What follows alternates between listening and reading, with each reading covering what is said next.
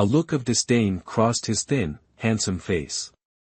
The more you act like this, the more father will dote on you. Really? Henry Cavill clapped his hands. That's great. I want to ride a horse. I want father to let me ride a horse. Father's still asleep at this hour, you'll go for nothing. Sebastian Stan said smugly, last night, father stayed at mother's palace, and this morning he doesn't need to attend court. He's immersed in the fragrance of gentleness. Oh, all right then. If I can't go, I can't go. Second brother, are you here to play with me? Henry Cavill asked. Everyone in the palace is busy. No one plays with me. Want to play? Seeing him nod, Sebastian Stan sneered, that palace maid just now played with you quite well.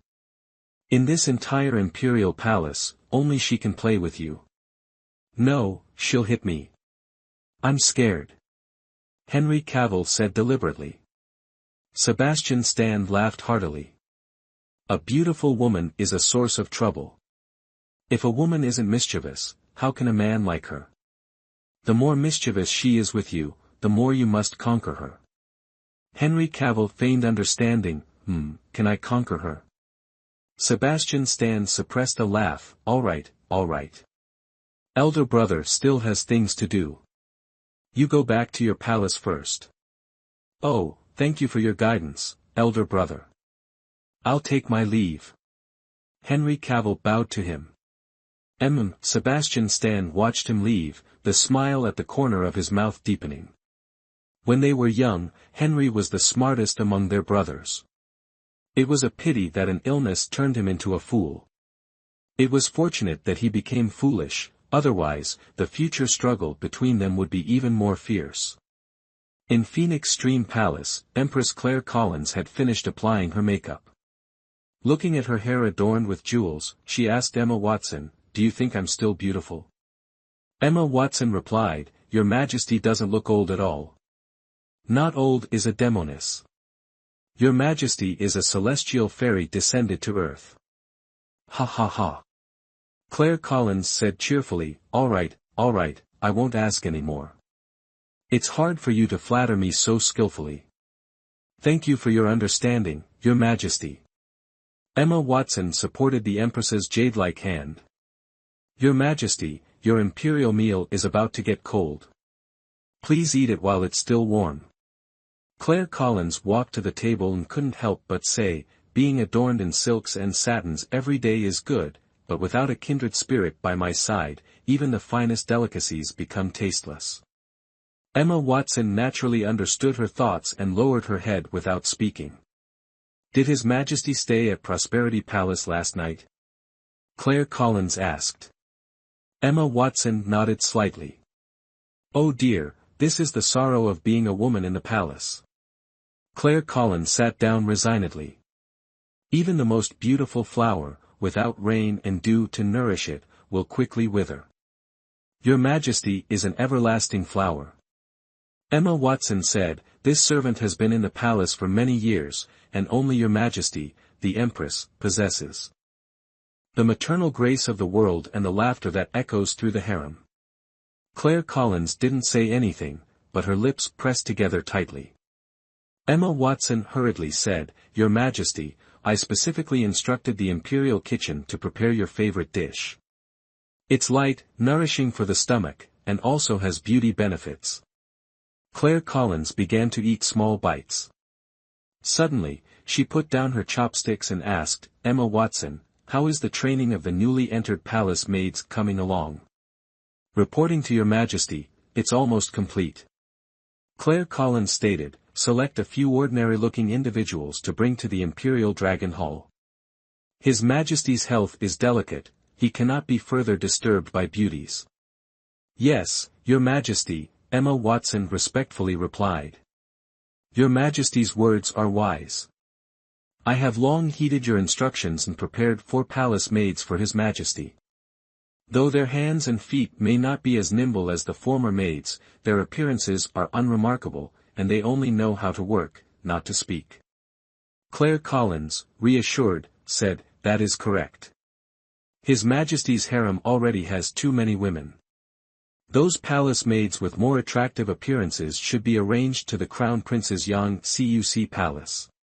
Emma Watson nodded, hesitantly saying, although it's possible, but... Claire Collins raised an eyebrow. What are you afraid of? Are you worried the Crown Princess will be jealous? Emma Watson forced a smile, saying, Your Majesty is truly perceptive. This servant knows without having to say. He, Claire Collins chuckled. The Crown Princess and I are both women, I naturally understand her thoughts. If it were 10 or 20 years ago, I wouldn't have been any different from her. Emma Watson demurely said, Your Majesty jests. Your Majesty is the mother of the nation, unparalleled throughout history. However, being a woman in the harem means enduring endless loneliness and solitude. Claire Collins's tone shifted. I can tolerate the Crown Prince having many concubines, but I cannot tolerate His Majesty having countless beauties. Emma Watson was startled. Seeing the resolute look in the Empress's eyes, she hastily bowed and said, Your Majesty truly loves your son, wishing him a better life. Claire Collins glanced at her, saying, Emma, do you know why I've told you so much? Your Majesty considers this servant as family. Claire Collins nodded, saying, Indeed. You followed me into the palace for many years and are now the head of the palace maids. I hold you in high regard. Emma Watson knelt, saying, Thank you for your grace, Your Majesty. This servant is grateful. All right, rise. Claire Collins looked at her. Speak to me without such formality. As long as your heart is with me, I will certainly not treat you poorly. She added, however, let me say the unpleasant things first. If you dare to betray me, you should understand the consequences. Emma Watson resolutely stated, This servant vows to follow Your Majesty for life. Good. Claire Collins took 2 sips of tea to rinse her mouth, saying, Among the newly arrived palace maids, are there any particularly skillful ones? Or any particularly troublesome ones? ### Chapter 23, No Peace Anywhere. Emma Watson thought for a moment, saying, Your Majesty, this servant is incompetent, but there are indeed 2 such individuals. Oh. Tell me about them. Claire Collins stood up and walked outside. It just so happens, you can accompany me for a stroll. Spring in the Imperial Palace is the most beautiful time. Yes, Your Majesty. Emma Watson followed her out of the Phoenix Stream Palace, saying as they walked, The most skillful one is Margaret Quinn. She has loved embroidery since childhood and is very talented, with outstanding beauty. As for the most troublesome one, it must be Charlotte Flair. Charlotte Flair? Claire Collins asked, How is she troublesome? Not entirely, but her circumstances are pitiful. She suffered a head injury and often speaks nonsense. This servant thinks someone like that could easily cause trouble, so I thought of her. Please don't be angry, Your Majesty. I will have someone discipline her carefully. No matter, if she doesn't perform well, she won't have a peaceful life in the palace. Since you've spoken truthfully, why would I make things difficult for you? Claire Collins said, however, such a person won't have good days no matter who they fall into the hands of, you best prepare yourself. Yes, I understand. Emma Watson sighed inwardly, it was all because of her momentary soft-heartedness that she took on such a big trouble, it was all Philip Flair's fault. Claire Collins looked at the brilliant flowers blooming under the gorgeous sunlight and said, Look, flowers are most beautiful when they first bloom. Compared to us, the flowers that wither day by day, which kind do you think His Majesty will favor? His Majesty is like a vast ocean embracing all rivers. Naturally, He has His own affection for each type of flower. But, the one He favors the most is still the Empress in auspicious Prosperity Palace. Emma Watson replied, They are both flowers, but can the nobility of the peony be compared to the wild flowers in the mountains? Claire Collins took off the jade bracelet on her wrist and said, His Majesty's rewards have never been stingy with me. Emma, This jade bracelet looks too old on me, I'll reward you with it. Emma Watson was startled and hurriedly said, I don't dare to accept, this is a token of your Majesty's favor. I have many jade bracelets like this, it's nothing. Claire Collins said to her, if you don't accept it, you're defying the imperial decree, do you want to be beheaded? Emma Watson then accepted it, thank you for your reward, your Majesty, I will serve you even more diligently. Good, I like straightforward people. We've been in the palace together for many years, we understand each other's temperaments, I won't say much more, let's enjoy the flowers, don't spoil the mood. Claire Collins suddenly smelled a fragrance, and before she could raise her head, she said, is the Crown Princess here? Scarlett O'Hara arrived. She had a beautiful face and a graceful figure. However, a trace of sadness appeared on her eyebrows. She walked not far from the Empress and immediately greeted, your subject greets Mother Empress. Her voice was very soft. Just speaking of you. Claire Collins looked at her, what's wrong? Is something troubling you? She slightly waved her hand, and Emma Watson understood and withdrew. Scarlett O'Hara approached Claire Collins and said, I am indeed feeling uneasy, so I came to seek Mother Empress's counsel, hoping for your guidance. Come inside and sit. Claire Collins spoke as she slowly walked inside, saying to the two maids, you two go and prepare the tea. Yes. The two maids obeyed and withdrew. With no outsiders left inside auspicious Prosperity Palace, Claire Collins asked, is it the Crown Prince who upset you again? What mother doesn't understand her child, she wholeheartedly protected her son. Scarlett O'Hara replied, I wouldn't dare, the Crown Prince is Mother Empress's son, even if I had 100 lives, I wouldn't dare to blame the Crown Prince. It's good that it's not the Crown Prince's fault. Claire Collins looked at her charming face, you are a beauty, don't let jealousy make you ugly. I obey Mother Empress's teachings. In front of the Empress, Scarlett O'Hara was extremely obedient, gentle as water, without a trace of anger, it's just that those women in the harem are so hateful, I really can't stand them. Scarlett O'Hara, you are the Crown Princess. I, your mother-in-law, am telling you, having stepped through this door, you must learn patience and forbearance, always yielding. Claire Collins began instructing her daughter-in-law, unless you no longer desire to remain above others. I wouldn't dare, your Majesty. I shall heed your every word. Scarlett O'Hara replied. Good. Claire Collins said, I consented to you becoming Richard's Crown Princess solely for your character and family background. Do not let a momentary burst of anger compromise the Crown Prince's position. Yes, your Majesty, I understand. Scarlett O'Hara said, however, I came to confide in you because those women are so skilled at captivating His Highness. I feel aggrieved and therefore uneasy. That's because you're still unaccustomed to palace life. Claire Collins glanced at her, you've also been remiss as Crown Princess. Why is there still no good news after so long? This. Scarlett O'Hara stammered, blushing slightly, Your Majesty, the Crown Prince assists His Majesty with state affairs and frequently stays in the chambers of other women. I truly. She paused, then continued, in short, I will try my best. To gain a man's favor requires learning a few tricks. Are you interested? Claire Collins smiled slyly, her expression peculiar. Scarlett O'Hara shuddered, but maintained her respectful demeanor. Please, Your Majesty, enlighten me. Claire said, firstly, obey your husband's every word, never defy him. Secondly, always maintain a charming appearance so he will occasionally remember you. Thirdly, taming a man is not an overnight task. You should frequent Phoenix Stream Palace from now on. Scarlett O'Hara expressed her gratitude, thank you for your guidance, Your Majesty. I will bear it in mind and visit you often. What good is remembering if you can't even produce an heir? Oh heavens, you'll be the death of me. Claire exclaimed, I know you're jealous, and I've warned you repeatedly. It's natural for the Crown Prince to have many women. It's a blessing for a woman to contribute to the royal lineage.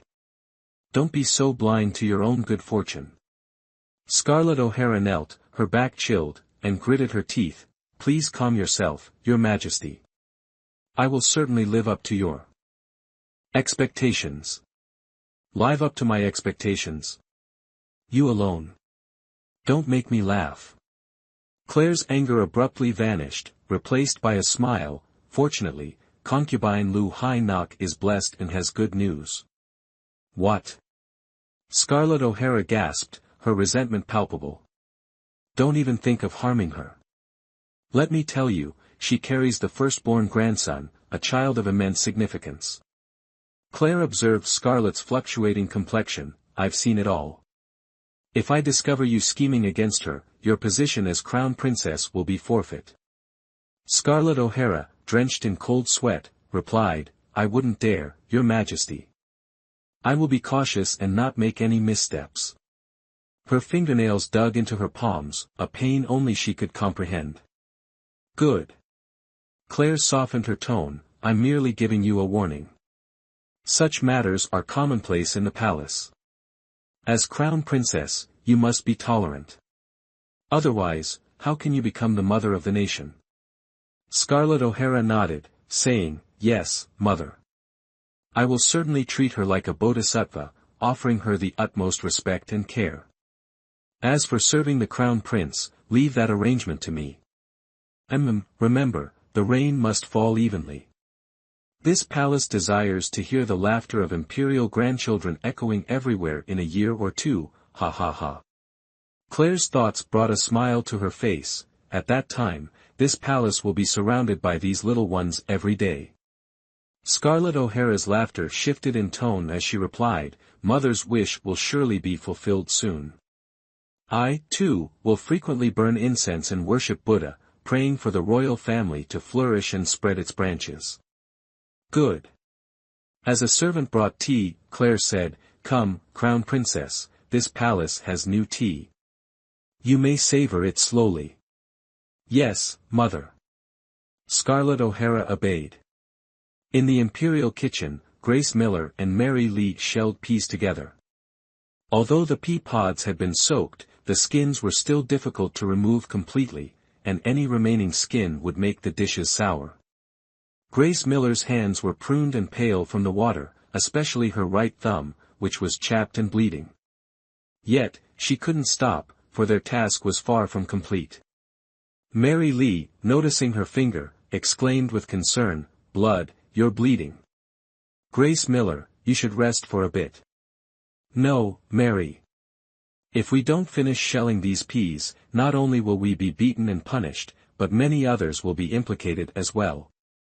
Grace Miller continued working as she spoke, Even if I lose a finger, I must finish this. She urged, Hurry up, don't delay. Mary Lee looked at her own pale, wrinkled hands. It hurts so much. Why is it like this? Because we are palace maids, we have no right to refuse. If we were masters, we could be high and mighty, ordering others to do the work. Glancing around to ensure no one was listening, Grace Miller whispered, Do you know? Irene and Margaret both dream of becoming masters one day. Tilting her head, Mary Lee asked, Is being a master that good? It's hard to say. At least, if you're a master, you don't have to lift a finger. Just a word from your lips, and food, clothing, everything is brought to you. Grace Miller continued, My family is poor. I've never seen much of the world and barely know how to read or write. But Margaret Quinn is different. Her father was a private tutor for several years, and her mother knows embroidery. The flowers she embroiders are beautiful. I don't seem to know how to do anything. Mary Lee looked at her hands. Wait, I know how to shell peas, hee hee. She remained innocently cheerful, seemingly without worry. Grace Miller, on the other hand, was covered in a sheen of sweat, without a moment to wipe it away.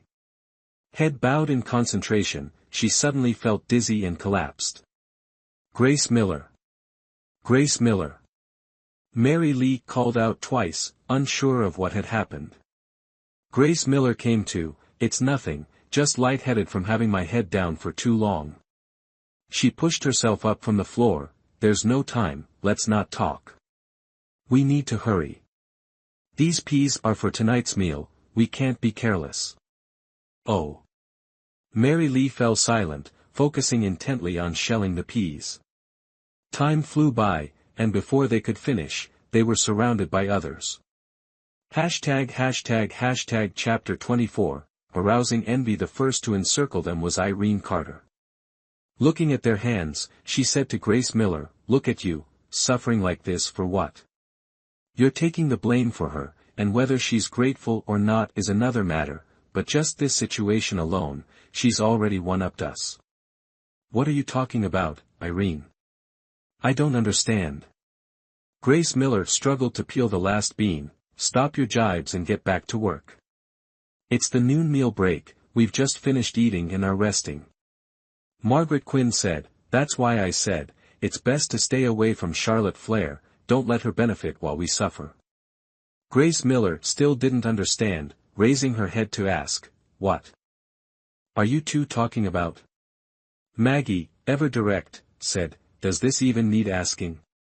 Charlotte Flair is about to become Prince Thomas's handmaiden. The story from this morning has spread throughout the palace, how she kicked and hit Prince Thomas, how intimate they were." "Exactly." Margaret Quinn said, "We've been in the palace for 2 weeks, have you seen any master pay attention to us newcomers?" "No, right?" "I don't know." Grace Miller said, continuing her work. "As far as I know, no." Irene said, "We are palace maids hoping for a change in fortune, besides working diligently, we have to make the masters like us." She glared at Mary Lee, "But I really didn't expect, a silly, naive girl could get ahead of us." "Irene, don't be angry, everyone has their own fate." Grace Miller said, "Charlotte Flair is a fool, are you really going to compare yourself to a fool?" "Even so, I'm still not reconciled." Irene Carter said, "Why is she so popular as soon as she enters the palace?" "It's not to that extent." Maggie said, "Charlotte Flair is a silly girl, which master would dare take her on, they'd be afraid she'd mess things up even with simple tasks." Maggie's right, you're all overthinking it. Grace Miller said, "Since it's break time, you should all go back to Myriad Grace Hall and rest, Charlotte Flair and I will finish peeling these soon." Sister Grace Miller is right, we'll be done soon. Mary Lee finally had a chance to speak, "We're peeling these beans, do you want to try some?" "Charlotte Flair, are you crazy? These beans are raw, you can't eat them." Irene, with an incredulous expression, wanted to laugh but couldn't. Grace Miller chuckled, "You already know she's not normal, why bother arguing with her?" He. Mary Lee giggled at everyone. Irene looked at them, truly unable to bear it any longer, and flicked her sleeves as she walked away. Margaret and Maggie hurriedly followed. We're finally done." Half an hour later, Grace Miller finally cheered, seeing Mary Lee dozing off on the ground beside her, she nudged her, "Charlotte Flair, wake up, don't sleep anymore, someone's coming." Several palace maids entered with Regina Hope. "Steward Hope, I've finished peeling them," Grace Miller said, not daring to meet the other woman's gaze. Regina Hope instructed the other maids, "Take the beans away." After they left, she said, "Grace Miller, this time is just a small lesson for you, in the future don't stand up for others so readily, understand?" Grace Miller didn't speak, only nodded. Seeing her reluctance, Regina continued, "You're new here and don't understand how deep the waters run in this palace. Protecting yourself is paramount, have you forgotten that already? Or do you still sympathize with this Charlotte Flair, going mad right along with her?" Grace Miller hesitated, not answering. "Sister Grace Miller, are you sad? Is it because of me, because I've implicated you?" Mary Lee asked, a premonition rising in her heart. Grace Miller shook her head. "And you?" Regina Hope glared at Mary Lee. "Causing trouble the moment you arrive. Without a bit of discipline, you won't understand the gravity of the consequences. The prince is not someone you can casually approach.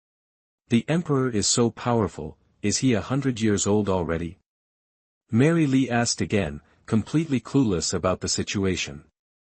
Grace Miller led her along, saying, the Emperor is the Son of Heaven, everyone must obey him. Also, let me tell you, besides the Emperor, the Empress and the Crown Prince are also very important figures in this palace. The Empress and the Crown Prince? Mary Lee seemed to be hearing these titles for the first time and couldn't help but ask, who are they? Remember, our Empress Dowager is the Crown Prince's mother, the mother of the nation, holding supreme power. And the Crown Prince is the Emperor's eldest son, according to the laws of the Eastern Yang Kingdom, he is the one who can become the future Emperor. Grace Miller spoke very clearly. As for the other masters in the various palaces, there are many. We are just palace maids, we just need to do our duties well. Then, sister, tell me everything. Mary Lee prepared to listen, her steps slowing down. Charlotte Flair, we must hurry back. I want to arrange a sleeping place for you so you'll have somewhere to rest tonight. Grace Miller said, come on, let's go quickly. Mary Lee, being pulled along, was a bit reluctant and said, Sister Grace Miller, you haven't told me who Prince Thomas is yet.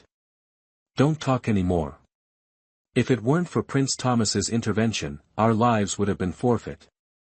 Grace Miller quickened her pace, don't ask any more. What you should know, you will naturally learn in time. Hurry up. Before the two reached Myriad Grace Hall, they saw a plainly dressed woman bending over and vomiting, with no one beside her. Mary Lee, unsure what to do, suddenly broke free and asked the woman, what's wrong? Are you choking? Grace Miller stamped her foot and also walked over. Having only recently entered the palace, she couldn't possibly know all the masters within, so she didn't dare to be presumptuous and carefully asked, Miss, are you all right? Elena Brighton raised her head, her face flushed. Having been in the palace for over a year, very few people genuinely cared about her, and these two words of concern unexpectedly gave her a bit of warmth. She smiled gently and said, I'm fine, I'm just experiencing morning sickness. Pregnant? What's pregnant? Mary Lee asked, bewildered. Elena Brighton, seemingly unconcerned, replied, you're a maiden, naturally you wouldn't understand. Looking down at her belly, she added, I'm with child. Grace Miller's mind raced.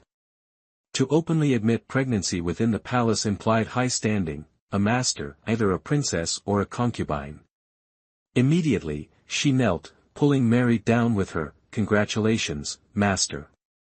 Felicitations, master.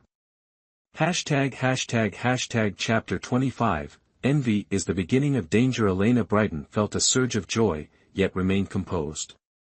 Rise, she said. Congratulations are premature. True celebration awaits the safe arrival of this child. A subtle worry clouded her features. However, she sighed softly, heavens. Grace Miller stood, observing the melancholic shadow that veiled Elena Brighton's face. Master, she inquired, perplexed, shouldn't carrying a dragon child bring joy? Why this air of sorrow? Elena Brighton couldn't divulge the truth, nor could she explain. She looked at them and asked, you're new here, aren't you? Indeed, master, Grace Miller confirmed. I am Grace Miller, and this is Charlotte Flair. She curtsied. Master, shall I escort you back to your quarters? No need. My palace is nearby. You may go. Elena Brighton offered them a warm smile, sensing a strange connection. Very well, master. We take our leave. Grace Miller bowed and led Mary Lee away. Mary Lee glanced back at Elena Brighton several times before catching up with Grace Miller. Finally, they returned to their room in the Hall of Great Wisdom. The atmosphere shifted the moment Mary Lee stepped inside. Charlotte Flair, you have the nerve to show your face here. Irene Carter confronted Mary Lee.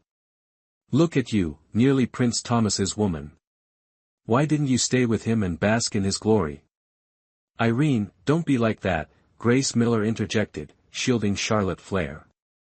She didn't intentionally offend the prince. Besides, Prince Thomas doesn't hold it against her, so why should you? Maggie spoke up, Irene, let it go. Some people's fates are predetermined. There's no need for such talk. Irene Carter whirled around, glaring at Maggie. What do you know? You're so timid, destined to be a palace maid forever, I reckon. What's wrong with being a palace maid? Maggie Bennet retorted. A few years of peaceful service, then leave the palace, find a suitable husband, have a couple of chubby children. That's a good life. So spineless. Margaret Quinn scoffed at Maggie. We struggle to enter the palace. If we achieve nothing, how can we face our families? I won't settle for that. I'll forge my own path. Humph, Margaret Quinn, you're quite bold. Thinking of snagging a master, are you? Irene Carter slung an arm around her. Come here, my beauty. Let me give you a kiss. She burst into laughter. Margaret Quinn, you're actually entertaining such thoughts. Grace Miller expressed genuine admiration for her audacity. No wonder you dislike Charlotte Flair. You're afraid she'll steal the spotlight. Please. Irene rolled her eyes. As if we'd let a simpleton outshine us. Thinking about it, Charlotte Flair is truly pitiful. So young, yet addled, and now in the palace. Her days ahead won't be easy. Maggie Bennet quickly added, oh dear, Charlotte Flair, perhaps you shouldn't stay in our room anymore. That's right, Charlotte Flair, Prince Thomas's Tuvo Hall is spacious and airy, why don't you move there? Irene Carter said sourly. I'm not going anywhere, I want to stay with Sister Grace Miller. Mary Lee hugged Grace Miller tightly, reluctant to let go. Grace Miller hugged her back, Charlotte Flair, let go of me, I won't abandon you. She released Mary Lee, went to her bed, and started folding the thin blanket. If there isn't enough space here, then we'll sleep on the floor together. Mary Lee didn't object, and even looked excited. Great. We have a place to sleep. Charlotte Flair, you're not welcome here, you should still leave. Irene couldn't hold back any longer. Mary Lee stubbornly said, no, I want to stay with Sister Grace Miller. As Grace Miller spread the mat on the floor, she said, Irene, always leave yourself a way out, that's what the headmistress said. If Charlotte Flair truly gains Prince Thomas's favor one day, you'll be the first to be punished. Charlotte Flair, am I right? Yeah, spanked. Mary Lee made a few gestures with her hands. Irene was unconvinced, saying, just her foolish appearance, does she even deserve it? Pfft. I don't believe it. Maggie and Margaret giggled, neither believing it would happen. Grace Miller didn't bother with them, finished spreading the mat, and said to them, I'll say it again, leave yourselves a way out. This is our sleeping arrangement, if you dare to play any tricks, I'll tell the headmistress, she's Charlotte Flair's master. The three of them recoiled, suddenly silent. Seeing that her goal was achieved, Grace Miller said to Mary Lee, Charlotte Flair, we should go, remember where we were planning to go? Yeah, Golden Radiance Hall. Mary Lee immediately replied. See, Charlotte Flair isn't really stupid, much better than those two-faced backstabbers. Grace Miller glanced at them, then left Myriad Grace Hall with Mary Lee. The midday sun was hot and dazzling. Mary Lee casually picked up 2 leaves and held them over Grace Miller's head. Sister Grace Miller, this will be cooler. Grace Miller looked up at the 2 small leaves, her heart warmed. I'm not hot, you can use them to fan yourself. Mary Lee then took the leaves down, fanned herself twice, and seeing they were ineffective, threw them away. Sister Grace Miller, is Golden Radiance Hall far? It's quite far, it'll take a stick of incense to get there. Grace Miller said, since it's a temple hall, it's naturally built in the best feng shui location, we have to hurry, or there won't be any good fruit left to eat. Okay, I'll listen to you, sister.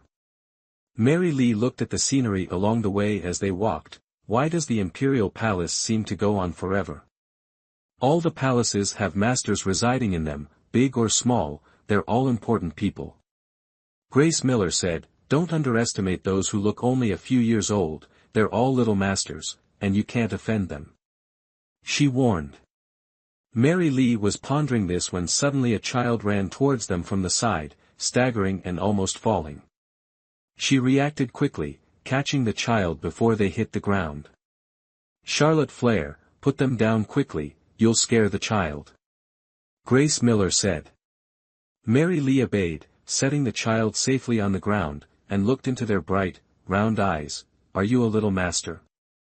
Grace Miller stifled a laugh, looking at the little girl, about 4 or 5 years old. Which palace do you belong to? Shall we take you back? Susie, stop running. Mother Consort is chasing you. A figure ran after the call. Seeing the child facing 2 palace maids, she stopped, and upon seeing Mary Lee's face, she was clearly surprised. Hearing the newcomer address herself as Mother Consort, Grace Miller immediately understood, hastily pulling Mary Lee along to curtsy. Your servant greets your highness. Rise. Sienna Norton looked at them. Susie, did these 2 palace maids stop you? Mother Consort, she helped me. Susie pointed at Mary Lee. I almost fell. Sienna Norton smiled at Mary Lee, a smile devoid of hostility or arrogance. Then thank you. What is your name? I'll have someone inform Emma. Mary Lee stared blankly, speechless. Grace Miller nudged her arm. Charlotte Flair, respond quickly. Ah. Oh, I'm Charlotte Flair, the adopted daughter of someone, I think. Mary Lee stammered. Susie Stan covered her mouth, giggling. Mother Consort, she's even sillier than me. Susie, don't be rude. Sienna Norton said, how has Mother Consort taught you? Yes, Mother Consort, Susie understands her mistake. Despite her young age, Susie Stan already possessed the demeanor of a refined young lady. Sienna Norton said, all right, let's go back. Don't run around anymore. After the 2 masters, one big and one small, left, Grace Miller suddenly came to her senses. Oh dear, we're going to be late, let's go, Charlotte Flair. Oh, all right. Mary Lee replied, her body already following. Inside Eternal Blessing's palace, Crown Princess Scarlett O'Hara was still in a rage. Chairs, vases, and shards were scattered everywhere, a truly sorry sight. The palace maids all knelt on the ground, heads bowed, not daring to speak. Your Highness, please calm down. Jenny Aurora, Crown Princess's personal maid, was absolutely loyal to her mistress, and at this moment, she spoke cautiously, afraid to provoke her master's anger. What do you understand? Scarlett O'Hara's beautiful face was gloomy, like a sky covered by dark clouds. This palace has grievances in her heart that must be vented. Even if these tables, chairs, and flowers are shattered, they cannot erase the pain in this palace's heart. Jenny Aurora lowered her head, looking at her toes. Your Highness, only you know whether your shoes fit. Outsiders cannot help, nor can they do anything. Scarlett O'Hara tried to suppress her anger, tried to forget the Empress's words, but she realized she simply couldn't ignore them. So, she gritted her teeth and said, no, this palace cannot swallow this anger. I don't want to sit here and wait for death. She caressed her belly and said to Jenny Aurora, what time is it? In reply to your Highness, it is not yet the end of the hour of the goat. Jenny Aurora had a charming appearance, but it was hidden beneath her simple palace attire, making her seem timid and cautious. Scarlett O'Hara looked at everyone and said, all of you, withdraw. This palace is annoyed by the sight of you. Get out, all of you get out. Jenny Aurora, you stay. The palace maids, as if granted amnesty, left with light steps, as if escaping from hell. Jenny Aurora remained, saying, please, master, give your orders. Where is the Crown Prince now? Scarlett O'Hara asked. Jenny Aurora hesitated. Scarlett O'Hara glared at her, speak quickly. Are you at some vixen's cozy den? Reporting to your highness, the crown prince went to the imperial study this morning, then to consort Cecilia's palace, and hasn't been seen since. Jenny Aurora replied honestly. What? Scarlett O'Hara reached out and swept a precious vase to the floor. How dare they? Do they still consider my position? I've already been lectured by the Empress, why is everyone coming to bully me like this? Jenny Aurora knelt down, pleading, please calm down, your highness, anger harms the body. How can I not be angry? Scarlett O'Hara paced, tell me quickly, who is this consort Cecilia? Elena Brighton? Or Chad Gable? She was burning with rage. Jenny Aurora calmly said, it's consort Young. Tessa Young. Scarlett O'Hara gritted her teeth, very well, I'll settle the score with each and every one of you. Hashtag chapter 26, stirring up trouble again, no, your highness. Seeing the crown princess about to leave, Jenny Aurora quickly reached out to stop her, your highness, please think carefully. If the women of the harem are jealous and envious, they will be punished according to palace rules. Scarlett O'Hara stopped, took a few deep breaths, and said, all right, you're right. I can't just march over there and make a scene, that would make me look undignified. She paced back and forth, considering her options. Jenny Aurora watched her, saying nothing, knowing there was more to come. This crown princess was arrogant and conceited, following her would lead to trouble sooner or later. Sure enough, Scarlett O'Hara, regaining her composure, said to Jenny Aurora, go, summon the crown prince. Tell him I'm unwell, understand? Jenny Aurora, quick-witted, bowed her head and said, rest assured, your highness, I understand. Go on then. Scarlett O'Hara waved her hand dismissively, then said loudly, someone, what kind of cleaning is this? This place is filthy. Clean it up immediately. 6 palace maids filed in, beginning to clean up the debris scattered across the room. Scarlett O'Hara began to prepare for the next stage of her plan. The Golden Radiance Hall truly lived up to its reputation as the most prominent shrine in the palace, with exquisite carvings and a solemn, dignified atmosphere. When Grace Miller and Mary Lee entered the hall, they were met with the heavy scent of incense. Seeing no one else around but the two of them, Grace Miller bowed towards the smiling Bodhisattva statue, murmuring something inaudible. Mary Lee followed suit, saying aloud, I pray for my foster father and master, and also for Sister Grace Miller, to have long and prosperous lives, and to be good people, good. Shoo, Charlotte Flair, be quiet, others will hear you. Grace Miller began looking for a broom and a rag. Mary Lee, also not idle, wandered around, why isn't anyone here? Incense is offered in the morning, and it's not a special holiday, so naturally no one comes here. Grace Miller started cleaning, Charlotte Flair, stop messing around, just wipe everything clean with the rag. Just as she finished speaking, Mary Lee saw a creature climbing on a pillar and exclaimed, Sister Grace Miller, look, what's that? Grace Miller turned her head and said, it's just a gecko. What's the big deal? Seeing the gecko crawling above, Mary Lee suddenly felt mischievous. She tried to shoo it away with a rag, but couldn't reach. She then tried a broom, but still couldn't touch the gecko. Impatient and ignoring Grace Miller's advice, she grabbed some burnt incense sticks from the table and flung them upwards. Still unable to hit the gecko, she inexplicably channeled her inner strength, sending the incense sticks off course and smashing into the roof tiles. With a loud crash, 2 tiles fell, striking the Bodhisattva statue before tumbling to the ground.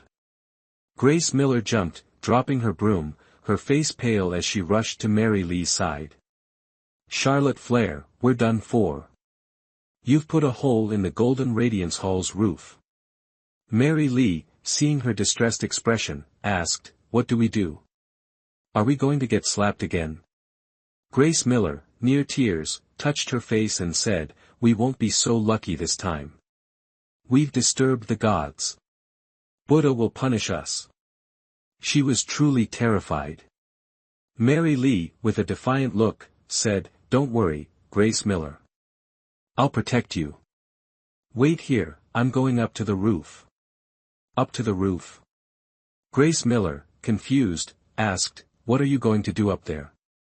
"Fix it, of course." Mary Lee suddenly seemed remarkably lucid, neither foolish nor crazed. Grace Miller, disbelieving, said, "Don't joke. We should confess to the head priest. Maybe we can save our necks." Mary Lee ignored her and walked out of the main hall, looking up at the towering eaves. Grace Miller reluctantly followed. Seeing the height, she said, "See? I told you. It's too high. How will you get up there?" "I'll go borrow a ladder." Mary Lee tried to stop her, but it was too late. As Grace Miller went to find a ladder, Mary Lee channeled her energy, kicked off the pillars twice, and soared lightly onto the roof. Her legs went weak, and she tumbled into someone's arms. "I am Prince Thomas." Touched by the woman's hand, Henry Cavill felt an unusual warmth, likely due to the sweltering heat. It turned out there was someone on the roof. Henry Cavill, hearing the commotion below, was about to get up to investigate when someone landed right in his arms. He looked at her face, surprised to see it was Mary Lee. Was this intentional? Mary Lee's nose almost touched his. Regaining her composure, she looked closely. Oh, she thought she'd seen him somewhere before. "Mary Lee, what are you up to now?" Henry Cavill asked softly. He hadn't forgotten their past encounters, the memories were vivid. I'm Charlotte Flair." "Who are you?" Mary Lee reached out and touched his cheek. "I think we've met before." "Prince Thomas." "Ah, I remember. The horse-riding Prince Thomas." Mary Lee finally moved away from him. "What are you doing on the roof?" "What about you?" Henry Cavill countered. "The roof has a hole. I came to take a look." Mary Lee spoke casually, as if she hadn't been the one to cause the damage. "A hole?" Henry Cavill stood up and looked around, finally noticing the hole in the roof. He had been lying up there sunbathing and must have fallen asleep. He said, "I don't even have to ask. This was you, wasn't it?" Mary Lee twisted her fingers in front of him for the first time. "Prince Thomas, I didn't do it on purpose, don't hit me." "Did anyone hit you?" Henry Cavill frowned slightly. "No, I was just talking nonsense." Mary Lee walked over to the hole. "What should we do now?" "Sister Grace Miller will be punished." Seeing her sadness, Henry Cavill couldn't bear it, and said, "Do you want me to help you?" Mary Lee's eyes brightened, and she said, "Really? Can you help me?" Then she thought again, her smiling face wrinkled. "No, Sister Grace Miller said that the biggest person in this palace is the Emperor, then the Empress and the Crown Prince. You are none of them, you can't help." Henry Cavill laughed helplessly. If she was really that foolish, what was the use of him explaining? He took her hand.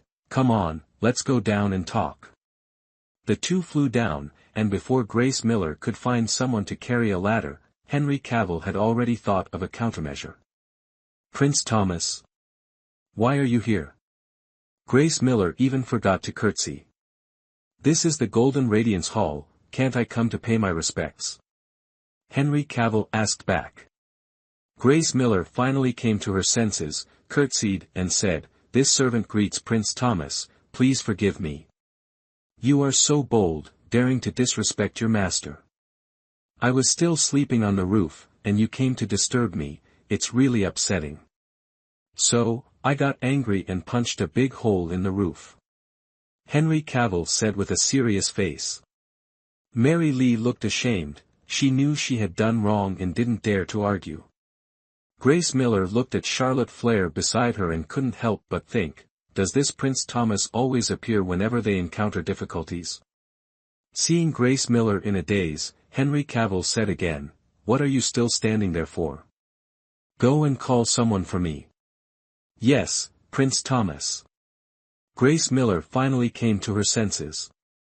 It turned out that Prince Thomas had taken all the blame upon himself. She was overjoyed, and her steps became quicker. It didn't take long before she called a few eunuchs over. "Listen up, I broke the roof. I order you to repair it quickly, without any mistakes." After Henry Cavill finished speaking, he didn't forget to giggle foolishly. Look, is this okay? Will the Emperor scold me? The eunuchs wanted to laugh but didn't dare, and shook their heads repeatedly. "Then let's go up together." After Henry Cavill finished speaking, seeing the eunuchs starting to repair, he felt relieved. Thinking of teasing Mary Lee a bit, he said, "Woman, I've met you again, this time it's my turn to ride the horse, right?" Grace Miller was afraid that Prince Thomas would really do something outrageous, so she said, "Prince Thomas, please reconsider. Charlotte Flair still has a lot of work to do and can't play with you." Her tone was like she was talking to a 10-year-old child. Henry Cavill glared and said, "No, this prince wants her to ride the horse with me." This. Grace Miller was in a dilemma. She shouldn't disobey Prince Thomas, but Charlotte Flair was currently a target for everyone, so she should still be careful. Mary Lee neither agreed nor disagreed. In response to his help, she smiled and replied, "Thank you, you're such a good person." Henry Cavill felt uncomfortable all over from her gaze, grumbled a few more words, and then said, "Oh my, forget it, you guys just do your work, this prince will find his own fun." He glanced at Mary Lee, turned around, and left. Grace Miller's legs went weak, and she crouched down. "Sister Grace Miller, what's wrong?" Mary Lee looked at her. "I'm scared witless." Grace Miller patted her chest. "Charlotte Flair, to be your friend, my heart has to be this strong. Are we all right now?" Mary Lee asked. Grace Miller looked around, placing a finger to her lips. "Sure. Do you want everyone to know?" Mary Lee immediately covered her mouth, shaking her head silently. When Henry Cavill returned to the martial arts hall, radiating a bright, sunny aura, David Duke was preparing tea. "Oh, Master, why are you back so soon? Why not stay at Golden Radiance Hall a bit longer? The feng shui there is excellent. Guess who I ran into?" Henry Cavill sat down, carefully taking a sip of hot tea. "Who?" "There are so many people in the palace, this servant can't guess. It's best if Master just tells me." David Duke said with a smile. "Mary Lee." Henry Cavill uttered the two words. "Oh." David Duke feigned sudden understanding. What trouble did she cause this time? Henry Cavill smiled, saying, "You really understand her. Indeed, she damaged the roof of Golden Radiance Hall." "Huh." David Duke's jaw dropped, and with some effort, he closed it, saying, "This woman is truly something. If the Empress finds out, no one will be able to protect her." He looked at his master, chuckling, and said, "No need to ask, Master must have played the hero and saved the beauty." Chapter 27, The Concubine's Struggle for Favor. This prince finds these days too idle anyway. A little excitement is good. Henry Cavill continued to drink his tea. "David Duke, this tea tastes a bit off." "Ah, I added some flower petals. It's the fashionable way to drink tea in the palace these days." David Duke added, "Don't worry, Master, this isn't the tonic the Empress sent over." Henry Cavill's expression turned serious. "Tonic is good, but too much can make one ill." David Duke understood, saying, "The Empress also wishes to know what gift you will present to the Emperor. She's overstepping her bounds." Henry Cavill slammed his teacup down. "David Duke, there's something I need you to do discreetly." David Duke bowed, respectfully saying, "Please instruct me, Master." "Come closer."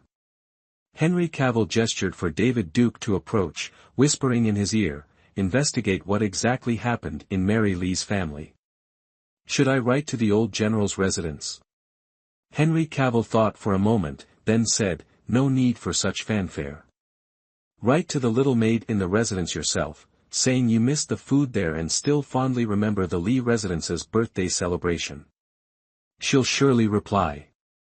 Understood. It's inconvenient for you to show your hand, so leave this matter to me. David Duke said, Master has been cautious in the palace lately, even wearing a mask. Surely the Crown Prince and the Second Prince won't give you any trouble. Humph, that's hard to say. Henry Cavill replied, all right, go and do your task. Be careful. Understood. David Duke said confidently, when Master advances or retreats, I advance and retreat as well. You're a sly one. Henry Cavill said, taking it as praise. I'll take my leave now. David Duke smiled and withdrew. Having served his master for many years, their bond transcended that of master and servant, sometimes even closer than blood brothers.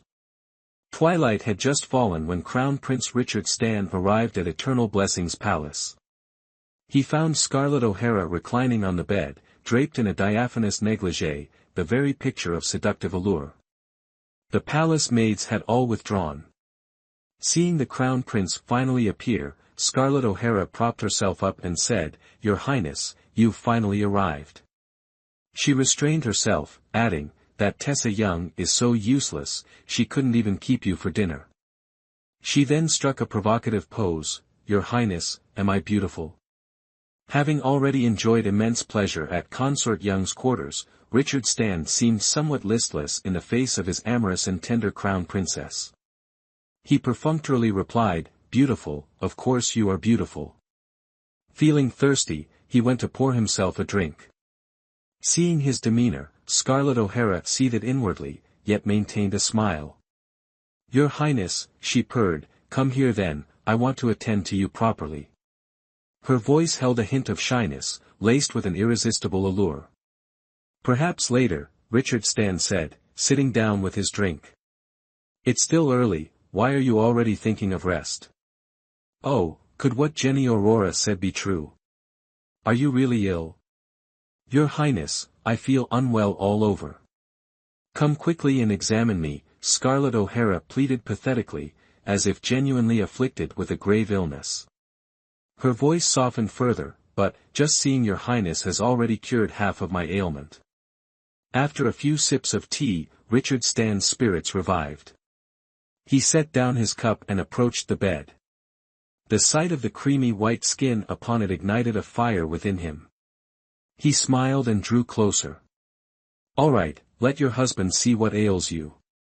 As his hand brushed against her skin, Scarlett O'Hara yielded, falling into his embrace. Your Highness, feel it, is my heart not beating rapidly? She placed his hand between her breasts. And, when I don't see Your Highness, I feel restless and anxious, unable to focus on anything. Tell me, is this not an illness? Richard Stan finally understood, laughing heartily. My beauty, you're not ill at all, you're simply lovesick. He cupped her breasts, taking them into his mouth, his desire surging uncontrollably. Ah! Scarlett O'Hara moaned. Your Highness, those other consorts cannot attend to you as I can. You must visit Eternal Blessing's palace more often. Hoping to conceive, she had not hesitated to slip something into his tea. Richard Stan's hands explored her body with greedy abandon. He was always captivated by women, especially those with a touch of beauty. A single flirtatious glance was enough to conquer him. And now, the amorous and charming Crown Princess had fully awakened his primal instincts. Like a raging storm, Scarlett O'Hara achieved immense satisfaction. In surrendering to the Crown Prince, she yearned for the fruit of their union. After their passionate encounter, Richard Stan fell into a deep slumber. Only Scarlett O'Hara remained awake, realizing that if she didn't act, her position as Crown Princess would be precarious. And her first target was, of course, Elena Brighton. As the night deepened, Mary Lee lay on the floor, wide awake once more. Irene and the others remained hostile towards her, but she paid them no mind. Facing the darkness, a sense of fear crept over her. Her mind was a blank slate, devoid of memories. She grasped at something elusive, only to find herself consumed by melancholy. Sensing her restlessness, Grace Miller awoke and softly inquired, "Charlotte Flare, why aren't you asleep yet?" Recalling it was her first night in the palace, she sat up and suggested, "Let's go for a stroll outside." "Yes," Mary Lee replied with a grateful smile. They tiptoed into the courtyard of Myriad Grace Hall, bathed in the tranquil moonlight, peaceful and quiet, with everyone seemingly asleep. "Charlotte Flare, what's on your mind?" Grace Miller asked, settling onto a clean stone bench. Mary Lee looked up at the sky and asked, "Grace Miller, why am I here?" "Well, didn't Emma bring you to the palace?" Grace Miller replied, "Oh, the matron only mentioned you had a benefactor." "I don't know who it is." "I have a foster father." "I want to see him," Mary Lee confessed. "We can't. Palace rules forbid wandering around after the high hour." "We're just palace maids, there's nowhere for us to go," Grace Miller explained. Mary Lee's shoulders slumped. "All right, I'll listen to you," she conceded, sitting down beside Grace Miller. "It's only been a day, but it feels like I've been here forever." Grace Miller gave a wry smile. "Yes, I couldn't sleep for the first 2 nights either. But I could still think of my parents." "Charlotte Flare, do you have parents?"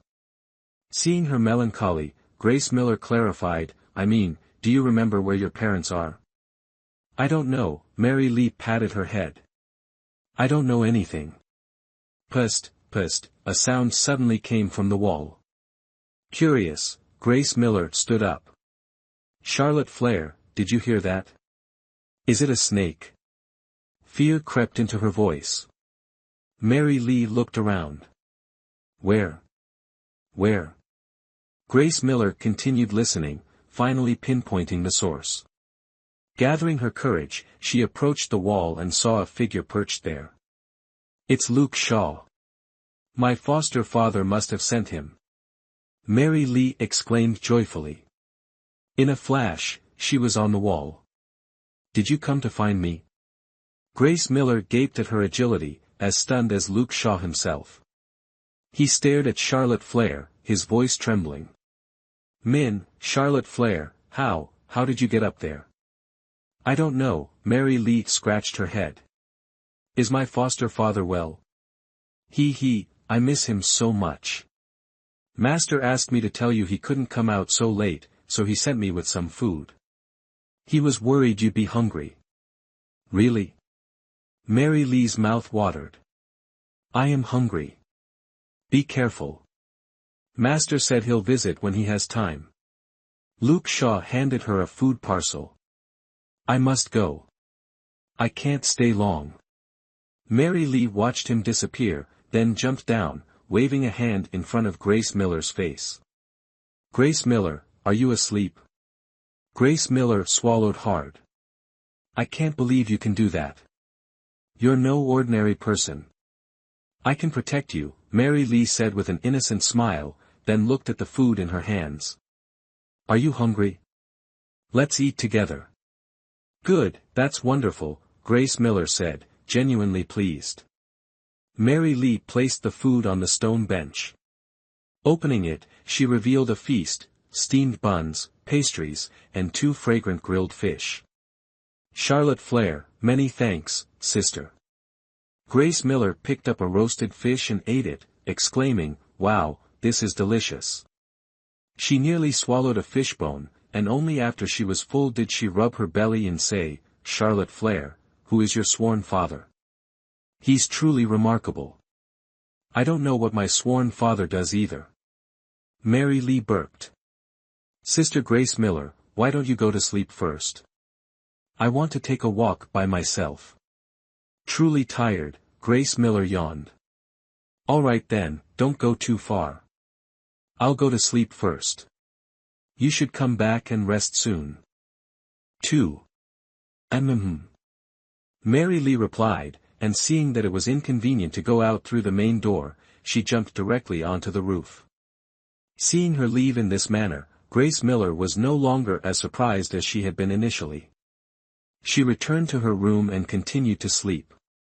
In truth, Irene Carter had woken up long ago. Seeing Grace Miller lie down, a cold smile played on her lips.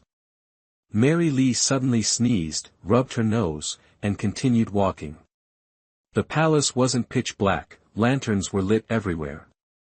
Finding it novel, she couldn't help but wander around. But gradually, she got lost and didn't know where she was. David Duke exited the two-vow pavilion, closed the door, turned around, and nearly wet his pants. Who are you? I can't find my way back, Mary Lee said to him. Mother of mercy, Mary Lee, you nearly scared me to death. David Duke patted his chest, finally calming down. Oh, I forgot, you're Charlotte Flair. Chapter 28, The Unexpected Kiss. I am Charlotte Flair, but I don't know how to get back, Mary Lee said innocently. You want me to lead you back? David Duke looked at her. But I can't. The palace has its rules. It's this late already, eunuchs aren't allowed to go to the Hall of Great Wisdom. You should still figure it out yourself. No way, I have to get back. Mary Lee was anxious. That won't do either. David Duke thought about what happened a month ago. You should pray for your own good fortune. Now, go on, go away. I have to go to sleep. A little suffering for her would be good, he thought. Humph, you're a bad person. Mary Lee pouted. David Duke ignored her. It wasn't that he wouldn't help, but he truly didn't want to bring trouble upon himself because of her. For Prince Thomas, he absolutely had to lie low. Seeing him leave, Mary Lee was unwilling to give up and thought of a way. Although the palace doors were tightly shut and guarded by soldiers, she still wanted to go inside and ask. So, Mary Lee stealthily jumped onto the wall, performed a few acrobatic flips, and smoothly entered the two-vow pavilion. Henry Cavill was immersed in a wooden tub, cultivating his internal energy. David Duke had added some herbs to the water in the tub, which doubled the effectiveness of his cultivation. The reason for choosing the quiet late night was none other than to avoid the eyes and ears of others. Opportunity is always reserved for those who are prepared, and he didn't want to miss any chance. Mary Lee entered the pavilion, looking here and touching there, her heart filled with curiosity, when suddenly she heard the sound of trickling water. She was startled, seemingly feeling fear. Henry Cavill felt that his kung fu had improved and was feeling satisfied when he suddenly heard footsteps. He couldn't help but say, David Duke, is that you? You can go to sleep now. The other person's footsteps suddenly became chaotic, as if they had bumped into something, and a clattering sound rang out. Henry Cavill immediately became alert, put on his robe, and stepped out of the tub, his body still faintly fragrant with the scent of herbs. Taking a few quick steps, he saw a figure standing before him, and he kicked out. Who's there? Ow, that hurts. Mary Lee clutched her stomach. My stomach really hurts. Who's there? Henry Cavill, hiding his true nature, feigned a foolish tone. Don't let me catch you, or you'll get a spanking. Mary Lee, writhing on the ground in pain, gasped, I'm Charlotte Flair. Henry Cavill's demeanor shifted instantly. He quickly dressed in the darkness and, with a distinctly masculine air, approached her. Bathed in the moonlight, she appeared especially innocent, especially vulnerable. What are you doing here? Henry Cavill knelt beside her, anxiety etched on his face. Why didn't you say anything? I thought what? Mary Lee interrupted. Never mind, it doesn't matter. Henry Cavill offered her a hand. Can you stand? Hurts, Mary Lee breathed. Come, let me carry you to bed. Guilt gnawed at Henry Cavill. He shouldn't have been so rough. As he lifted her, her fragrance assaulted his senses. He pressed his lips together. Mary Lee remained silent in his arms. Henry Cavill stumbled over something, his foot slipping. He lurched forward, catching himself with his hand, but Mary Lee, startled, instinctively clung to his neck. Caught off guard, Henry Cavill lost his balance. They tumbled to the ground, him falling on top of her. Their lips met in an unexpected kiss. Mary Lee moaned softly, her lips parting to receive his tongue. A strange, thrilling sensation coursed through her. Henry Cavill's mind went blank. He'd been surrounded by women his entire life, palace maids, his mother, the Empress, but this intimacy was unlike anything he'd experienced. His feigned idiocy had prevented him from even having a consort. But now, enveloped by Mary Lee's scent, her tongue dancing with his, Henry Cavill lost all control. He tightened his embrace, deepening the kiss, lost in the moment. Suddenly, Mary Lee bit down hard. Ouch! Henry Cavill recoiled, clutching his lip. Are you a dog in disguise? Why do you keep biting me? Mary Lee's eyes flashed. You kicked me. Henry Cavill, momentarily speechless, forced a smile. All right, this prince is magnanimous. I won't hold it against you. So, what are you doing at the martial arts hall so late at night? He teased, don't tell me you're offering yourself as a reward. What's offering myself as a reward? Mary Lee asked, her gaze innocent. Her clear eyes nearly disarmed him again. Henry Cavill quickly averted his gaze. Nothing, just teasing. No woman had ever flustered him like this. She was the first, and, ironically, a supposed simpleton. Mary Lee yawned. I want to go back to sleep.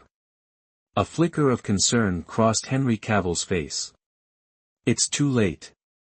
You shouldn't go back now. Someone might see you, and rumors will spread. No, I have to go back. Mary Lee insisted. Are you afraid I'll eat you? Henry Cavill teased again. You're all skin and bones. I wouldn't even bother. I don't want to stay here. Mary Lee struggled to stand up. Prince Thomas, I'm leaving. Seeing her resolve, Henry Cavill indulged her. Fine, you can go back, but you can't leave through the main entrance of the Great Hall. Mary Lee laughed brightly. I knew you were a good person. Henry Cavill gave a handsome smile. Well, I don't care what you think of me, let's go, I'll take you up. Go where? Mary Lee asked. Just follow me. Henry Cavill looked at her. Or do you want me to carry you again? The cultivation hall had 3 floors in total. The two of them followed the wooden stairs to the 3rd floor and found a window on the roof, which turned out to be specially designed. From this place, one could see the stars and the moonlight. While Mary Lee was in a daze, Henry Cavill unlocked and pushed the window open, smoothly climbing onto the roof. He extended his hand and said, Come here, I'll pull you up. Mary Lee was very obedient this time, letting him help her onto the roof. The view suddenly opened up, with pavilions and towers faintly appearing before her eyes. Every time I come up to the roof, I discover a different scenery. Henry Cavill said to her, whether happy or sad, you can always see the beautiful stars, feel the gentle breeze, and contemplate all sorts of situations in your heart. I don't understand. Mary Lee walked on the roof. I just want to go back. Sister Grace Miller must be very worried. Over there, go back yourself. Henry Cavill pointed into the distance. Don't mention coming to the cultivation hall, no matter how others ask, you must not say anything. Mary Lee solemnly nodded. I don't know. Right, just say you don't know. Henry Cavill said, Be careful, I'm watching you, if you fall, I won't save you. Mary Lee suddenly made a face and quickly left, her steps as steady as if walking on flat ground. Only after seeing her safely reach the ground did Henry Cavill return to his cultivation hall, the image of kissing her lingering in his mind. Early the next morning, Irene Carter went out very early, only to return with Steward Bright and Chief Hope to Mary Lee's room. Upon entering, she declared, Steward, Chief, I wasn't lying, ask her if you don't believe me. She pointed at Mary Lee, who was still asleep. Grace Miller was washing her face when she saw the steward and the chief arrive, thinking something serious had happened, and hurriedly knelt down. Greetings to you both. Sophia Bright, who already disliked Charlotte Flare, now finally had someone expose her, and said in a measured tone, Charlotte Flare, are you dead asleep? Grace Miller's heart tightened, and she shook Mary Lee awake. Charlotte Flare, wake up, the steward and the chief are here. Wake up. Father, don't go, don't leave me. I'm not afraid, I want to kill them. Mary Lee rambled deliriously. Sophia Bright became even more annoyed, kicking Mary Lee, who was on the floor. Wake up. What are you doing, all this talk of fighting and killing? Grace Miller interjected, Steward, she must be having a nightmare, dreams are fake, they can't be trusted. Chief Hope said, Steward Bright, it's not that I don't care about her, but she really causes too much trouble, I'm afraid I can't manage her. Sophia Bright said, I understand what you mean, but she's still healthy, just bear with it for a few more days, if it really doesn't work, I'll assign someone else to discipline her. Yes, Mistress Bright. Regina Hope, observing her awakening, remarked, Look, she's finally come to. Mary Lee's eyes fluttered open, and she rubbed them with her hand. Looking up, she recoiled in fear, stammering, what are you doing? Charlotte Flare, Sophia Bright began without preamble, did you encounter any strangers last night? I don't know, Mary Lee replied. Don't know? Is it truly not knowing, or are you feigning ignorance? Regina Hope pressed. Mary Lee shook her head, insisting, I truly don't know. Charlotte Flare, don't deny it, I saw everything, Irene Carter declared smugly. You and Grace Miller were consorting with a man. No, it's not like that. Grace Miller waved her hands frantically. Mistress Bright, Head Mistress Hope, we truly did not consort with any man.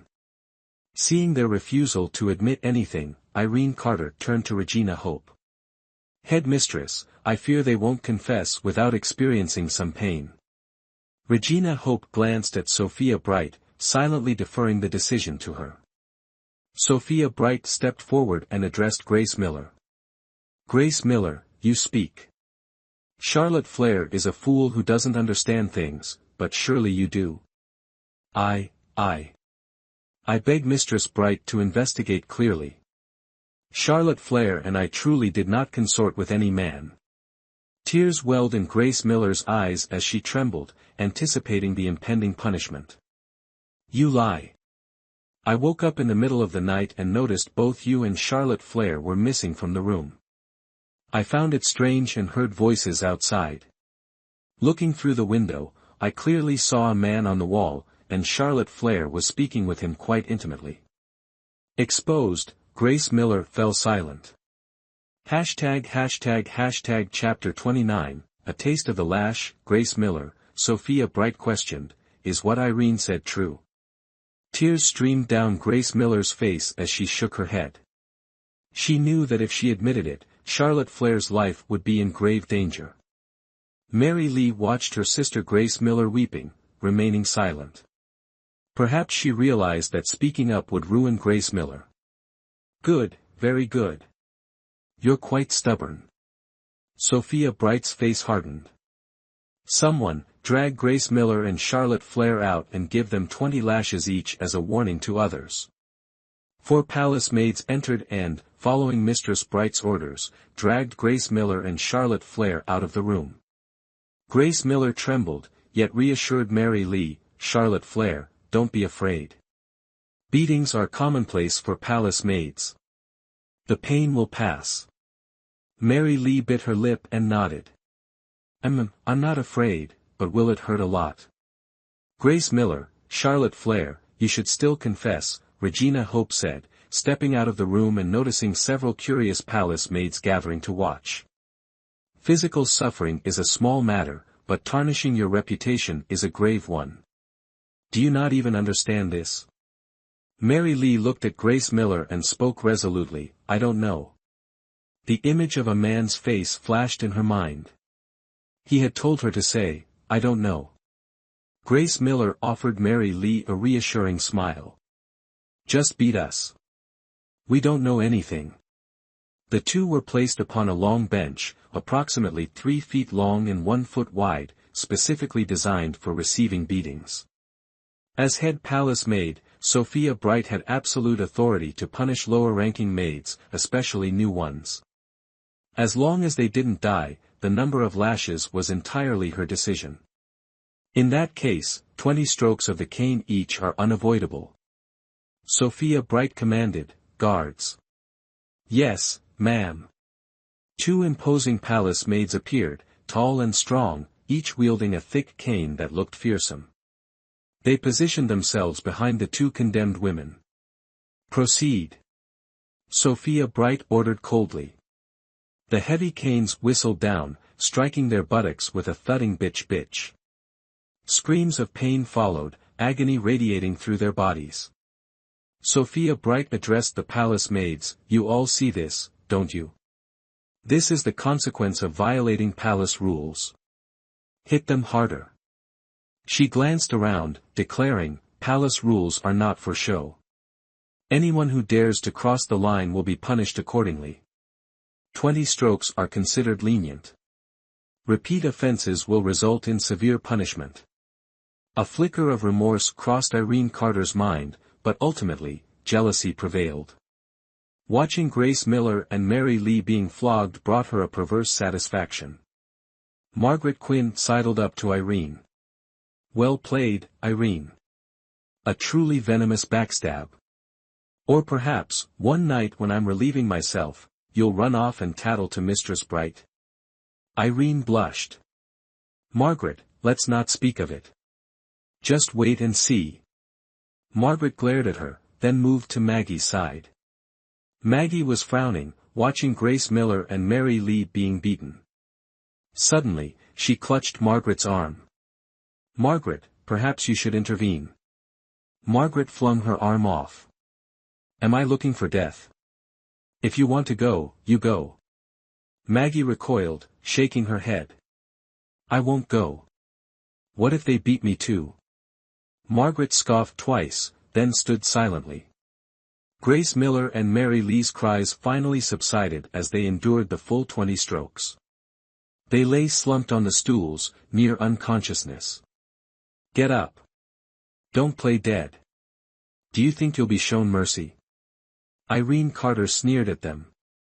Mistress Bright still has something to say. Mary Lee, showing resilience, lifted her head. "What is it?" She felt like she was lying on hot coals, her entire body aching. Grace Miller remained speechless, sobbing, the only way to alleviate the physical pain. Sophia Bright remained impassive. "It's not that I'm cruel. Palace rules must be obeyed by everyone. Not just us palace maids, but even the princes and princesses must abide. No one is above the law." "Grace Miller, why don't you beg for forgiveness?" Irene asked with a smirk. Grace Miller glanced at her but said nothing. "Tui." Mary Lee spat. "Irene Carter, you wretch." Slap, Irene bent down and slapped Mary Lee. "Mary Lee, Mistress Bright and Steward Hope are both present. How dare you be so insolent? You." Mary Lee struggled to stand. "I'm not afraid of you." Ignoring the searing pain, she swung at Irene, who dodged the blow. "Mary Lee, stop." Sophia Bright addressed her. "If you remain stubbornly unrepentant, I will grant your wish." Feeling wronged, Irene Carter approached Sophia Bright. "Mistress, you must uphold justice for me." "Enough. In my eyes, you are all the same. As palace maids, you must obediently follow orders and work. Don't dwell on other matters." Sophia Bright turned to Regina. "Steward Hope, I leave this matter to you. There are still many things to attend to with the master." "I am busy." "Yes, steward, you've worked hard. Please, go ahead."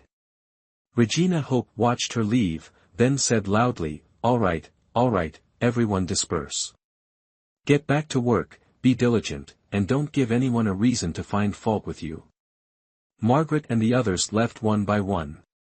Irene gave Mary Lee a deep look, then also left. Regina Hope looked at the two who had been punished and said, "That feeling of being beaten isn't pleasant, is it?" Grace Miller struggled to get up from the stool, not daring to rub herself, and hobbled a couple of steps before saying through the pain, "I apologize, Chief Steward. I won't dare to do it again." Regina Hope walked up to her and said, "Actually, we're all the same. Anyone who makes a mistake gets punished. With so many masters above us, our lives aren't worth much." She looked behind Grace Miller and said, "Luckily, you can still walk. Remember this lesson." "Yes." Grace Miller gritted her teeth and nodded. "You're just too kind-hearted." Regina Hope looked at her and said, "Don't cover for Charlotte Flair anymore. She can barely protect herself, what more can you expect from her? Chief Steward, she's a fool. If I don't help her, who will?" Grace Miller murmured. "Sigh, you reap what you sow." Regina Hope patted her shoulder lightly. "Such slender shoulders, what can they possibly bear?" Grace Miller fought back the tears welling up in her eyes. "Sister Grace Miller, let me blow on it for you. Don't cry anymore." Mary Lee grimaced as she walked up to Grace Miller. That really hurt. She bent down as if to blow on Grace Miller's backside. Grace Miller suddenly laughed. "Steward, Charlotte Flair is so adorable, how could I abandon her? Don't think that just because you've been punished you don't have to work. Hurry up, finish your breakfast and get back to work." Regina Hope stepped back. "The two of you stay in the imperial kitchen and help out. Do the most strenuous tasks." "Yes, Chief Steward," Grace Miller replied. Mary Lee watched Regina Hope leave before helping Grace Miller up. "Sister Grace Miller, I'm sorry." "Charlotte Flair, so you actually know how to apologize." Grace Miller said to her, "Today's events are a lesson for us. We're fortunate to still be alive. Some palace maids have been beaten to death by the masters." "What?" Mary Lee mumbled. Grace Miller said bitterly, "It's true. I'm not scaring you. The masters can crush us like ants at any moment. Our lives are worthless, that's why Irene and Margaret want to become masters. Only by becoming a master can we have a better life. All right then, we'll become masters." Mary Lee said, half serious, half sulking. Grace Miller wanted to laugh, but couldn't. "Oh, never mind. You wouldn't understand. Let's go rest for a bit. We still have to go to the imperial kitchen to work later." Mary Lee was very obedient to Grace Miller. However, when the two of them helped each other back to their room, they discovered that their bedding was soaked with water, the thin blanket completely drenched and unusable. "What happened?" Grace Miller's eyes filled with tears. "I'm going to beat them to death." Mary Lee exclaimed, even in her simple-mindedness, she knew who had done this. "These people are too much." "No, Charlotte Flair." Grace Miller wiped her tears. "It's useless. We didn't see them do it, so we can't catch them red-handed. Even if we report them, they'll just say we're trying to get revenge. No way, I can't swallow this anger." Mary Lee, seemingly forgetting her sore bottom, exclaimed, "I'm going to fetch water." "What are you planning to do?" Grace Miller asked anxiously.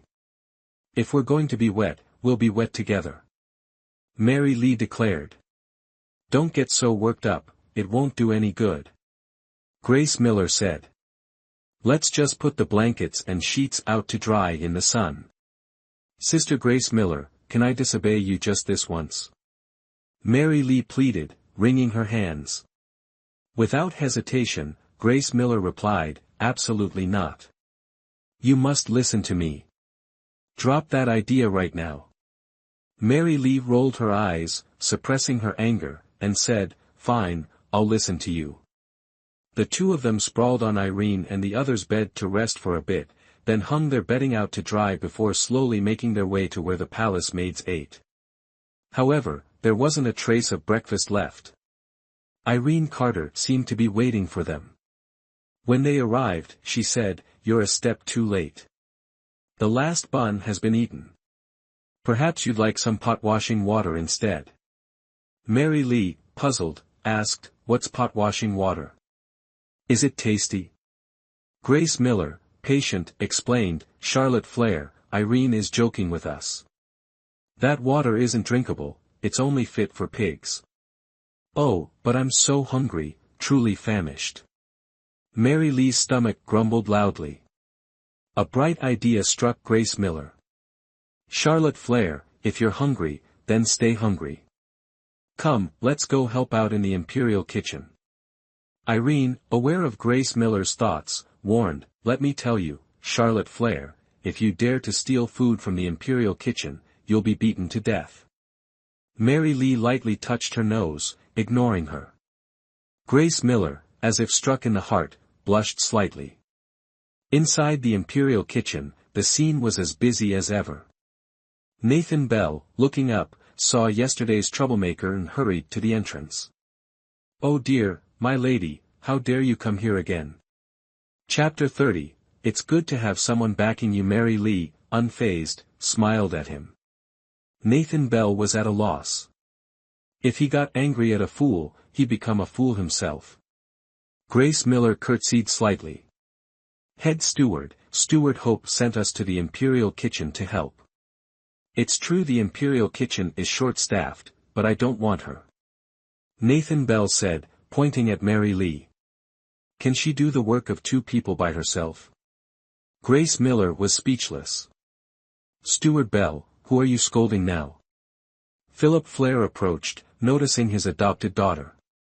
Casually, he asked, "Is His Majesty's breakfast prepared yet?" Seeing the Emperor's eunuch arrive, Nathan Bell's expression changed instantly. He said with a forced smile, "He, Eunuch Flair, why are you here in person today? The staff are clumsy. If His Majesty sees that, it will spoil his appetite. It's best I come myself to be sure." Philip Flair glanced at his adopted daughter. Have these 2 palace maids offended Steward Bell in some way? "Oh, not at all. They were sent by Steward Hope. How would I dare offend them? It's just her." Nathan Bell pointed at Mary Lee. "This girl, Charlotte Flair, appeared out of nowhere. Yesterday, she caused trouble in the Imperial kitchen. I'm still frightened. Godfather." Mary Lee cried out, her voice full of. Nathan Bell stood frozen in place. "Don't say that, Chief Steward Bell." Philip Flair narrowed his eyes. "I'm always attending to His Majesty, and His Majesty can't be without me. Naturally, I don't have time to pay attention to such trivial matters. Moreover, the affairs of the harem are not mine to manage." Yes, you are absolutely right, eunuch." Nathan Bell, feeling guilty, continued to flatter him. "If a palace maid causes trouble, she should be punished. I won't interfere." Philip Flair walked over to Mary Lee. "However, Charlotte Flair is my goddaughter, and I cherish her very much. Chief Steward Bell, don't make things difficult for me." Grace Miller, watching Nathan Bell's subservient demeanor, felt both amused and saddened. The saying, "a high-ranking official can crush a person to death," was indeed true. "Godfather, my bottom hurts," Mary Lee said. Philip Flair, looking distressed, took her hand. "Charlotte Flair, it's not that I don't want to help you, but I'm powerless in this situation. You have to take care of yourself." He looked at Nathan Bell. "Chief Steward Bell, I didn't take on a goddaughter lightly. You know what to do." Nathan Bell forced a smile. "Yes, I understand." Philip Flair released his goddaughter's hand and said seriously, "Where is His Majesty's breakfast? It's getting late, and I must return." "It's ready," Nathan Bell shouted. "Come on, bring His Majesty's breakfast." "Yes." The 6 palace maids from the Imperial kitchen immediately sprang into action, each carrying a tray. Philip Flair said, take it to Prosperity Palace. Follow me. After taking a few steps, he turned back. Chief Steward Bell, do you have any leftover food? Charlotte Flair is so thin, it pains me to see her like this. Nathan Bell understood and said with a smile, of course, help yourself. All right then, let's go. Philip Flair led the 6 palace maids to Prosperity Palace, where His Majesty resided. After everyone had left, Nathan Bell looked directly at Mary Lee. Well, Charlotte Flair, so you have a backer. Please calm down, Chief Steward Bell. Miss Charlotte Flair didn't tell anyone, not even me, Grace Miller explained. Charlotte Flair is a good person. She was just afraid people would look at her differently, so she deliberately kept it a secret. Is that so? Nathan Bell asked Mary Lee pointedly. Mary Lee smiled at him, revealing her pearly white teeth. I don't know. Nathan Bell said irritably, just you wait. Didn't you have enough to eat this morning? I'm very hungry, Mary Lee said bluntly. Grace Miller rubbed her stomach. We haven't eaten anything this morning. Nathan Bell turned and left, returning a moment later with 2 large bowls piled high with food. Eat. You need to be full to work. The work in the imperial kitchen is never-ending. Finish this, and there's more. Thank you, Chief Steward Bell, Grace Miller expressed her gratitude. Mary Lee didn't even bother to thank him, immediately devouring the food. Seeing this, Nathan Bell asked, does Myriad Grace Hall not feed you every day? It's not like that.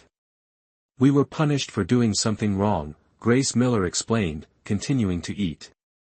She added between bites, Chief Steward Bell, this food is delicious. That's a given. A smug look spread across Nathan Bell's face.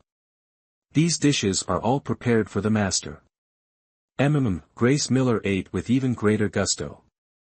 Within Eternal Blessing's palace, Scarlett O'Hara leaned against her husband, stroking his chest. Your Highness, she purred, if I hadn't feigned illness yesterday, would you have even bothered to visit Eternal Blessing's palace? She pouted. No, really, I wouldn't have stood for it. Richard Stan replied, you are the crown princess, burdened with responsibilities. How could I constantly disturb you? Scarlett O'Hara sat up, pouting. Your Highness, you're so bad. He. Richard Stan caressed her smooth skin, teasing, tell me, how am I bad? Scarlett O'Hara said, Your Highness knows full well that I long for you, yet you constantly visit the consorts' palaces. I'm not happy about it. How am I inferior to them? Am I any less capable of pleasing your Highness? Richard Stan replied, I don't just think about women, I also think about matters of state. Matters of state?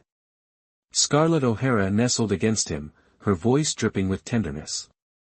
Your Highness, no matter how important matters of state are, they are the Emperor's concern. You have more important duties. Richard Stan, playing along, embraced her slender waist. Oh. Do tell. Scarlett O'Hara giggled. There are 3 ways to be unfilial, and the greatest is to have no heir. I wouldn't want your Highness to be unable to hold his head high before the court. Slap, Richard Stan suddenly struck her, his face cold. Silence. A woman like you has no right to dictate my affairs. Scarlett O'Hara, stunned, clutched her face, her voice choked with. Your Highness, please calm down. I only wish to continue the royal lineage. Seeing her pitiful state, Richard Stan softened his tone. All right. I was a bit heavy-handed just now. Let me see, are you all right? He gently stroked her cheek. Scarlett O'Hara adopted an even more helpless and pitiful expression. Your Highness, my heart is true to you. I yearn to bear a plump grandson for the royal family. You needn't worry about that. Richard Stan chuckled. Lu Hai Nok is already carrying my child. With so many women, do I look like I'm short of heirs? Scarlett O'Hara forced a smile. Is that so? That's wonderful. I offer my congratulations, Your Highness. So, by the end of the year, there will be a promotion? Yes. Richard Stan regained his composure. Well then, I won't be taking breakfast here. After a strenuous night, you should rest. He stood up, preparing to leave. Scarlett O'Hara hooked her leg around his. Your Highness, can you truly bear to leave the burden of childbirth solely to Elena Brighton? Her leg rubbed against his. Richard Stan smirked. You're shameless. Scarlett O'Hara, growing impatient, demanded, are you staying or not? Just one word. Richard Stan, feeling embarrassed by her behavior, said sternly, I have business to attend to. I'm leaving. Your Highness, Scarlett O'Hara called out twice. Only when the Crown Prince was completely out of sight did she sigh and sit down. A timid palace maid entered the court, knelt, and said, Your Highness, the Imperial Kitchen sent me to ask what you would like to eat. Scarlett O'Hara, fuming, grabbed a pillow and hurled it. Get out. I don't want to see you, get out. The palace maid fled in terror. Scarlett O'Hara buried her face in the bed and wept bitterly. Who said being high-ranking meant one could be unjustly wronged? Even without children, one would still be treated coldly. After crying for a while, she gradually calmed down and said, someone. Jenny Aurora, who was standing guard outside, approached the Crown Princess. Your Highness, what are your orders? Go, take some tonics to Elena Brighton. She's carrying the Crown Prince's child, she must be well served. Scarlett O'Hara gritted her teeth. I wish I could kill her right now. Jenny Aurora asked softly, Your Highness, you wouldn't really do that, would you? Am I a fool? Scarlett O'Hara glared at Jenny Aurora. Go, deliver the tonics yourself. They must all be of the highest quality. I understand. Jenny Aurora went to carry out the task. Due to a shortage of staff, Grace Miller and Mary Lee were tasked with delivering food to concubine Brighton. Having eaten their fill, they considered it an easy task and cheerfully complied. However, having been recently beaten, walking was still somewhat difficult. Sister Grace Miller, my bottom hurts so much. Mary Lee carried the tray. But my belly is so full. Shoo, don't say anything. We can't let anyone know that Head Steward Bell is looking after us. Grace Miller said beside her, just remember one thing, I don't know, understand? Mary Lee carefully nodded. Understood, I understand. The two continued walking. Suddenly, a flock of sparrows flew overhead, chirping noisily. Look, little birds. Mary Lee looked up at the cheerful birds. Suddenly, a bird dropping fell from the sky, landing squarely on the back of Mary Lee's hand.